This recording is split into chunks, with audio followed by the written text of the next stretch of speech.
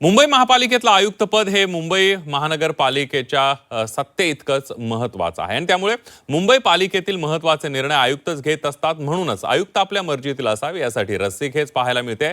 भाजप आणि शिवसेनेत ही रस्सीखेच सुरू झाली आहे.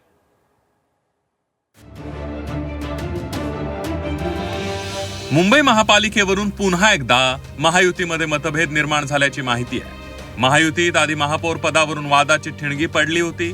आता मुंबई महापालिका आयुक्तांच्या नियुक्तीवरून महायुतीत मतभेद असल्याची चर्चा आहे. सध्या मुंबई महापालिकेचे आयुक्त भूषण गगराणी आहेत. मात्र त्यांच्या निवृत्तीनंतर आयुक्तपद आपल्या मर्जीतलं असावं यासाठी महायुतीत रस्सीखेच निर्माण झाली आहे. मुंबई मनपा आयुक्त पदासाठी फडणवीस शिंदेंची वेगवेगळ्या नावांना पसंती असल्याचं कळत आहे. आयुक्तपद आपल्याकडेच राहावं यासाठी भाजप शिवसेनेमध्ये रस्सीखेच आहे.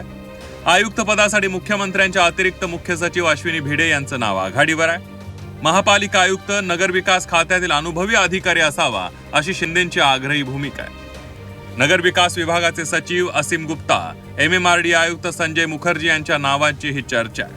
शिवसेना आणि भाजपमध्ये आयुक्तांच्या नियुक्तीवरून रस्सीखेच आहे. मात्र दुसरीकडे मुख्यमंत्री देवेंद्र फडणवीस त्यांच्या जवळच्या अधिकाऱ्याचीच आयुक्तपदी नियुक्ती करू शकतात. भाजपाने किंवा शिंदे गटाने कोणी आपला आयुक्त बसवावा त्याच्यामध्ये आमची काहीच हरकत नाही. फक्त आयुक्त जे कोणी बसतील त्यांनी लोकांचं नागरिकांची कामं करावीत. महानगरपालिकेची जी तुंबलेली कामं आहेत ती त्याचा लवकर निपटारा करावा आणि जेणेकरून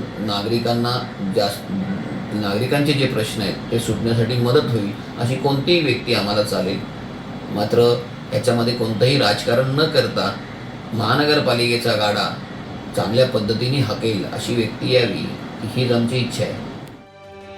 सध्या महापालिका आयुक्त पदासाठी अश्विनी भिडे, नगरविकास विभागाचे सचिव असीम गुप्ता आणि MMRD आयुक्त संजीव मुखर्जी यांच्या नावांची चर्चा सुरू आहे. मात्र गगराणींच्या निवृत्तीनंतर कुणाच्या गळ्यात आयुक्त पदाची माळ पडणार हे पाहणं महत्त्वाचं ठरणार आहे. मनश्री पाठक, झी 24 तास, मुंबई.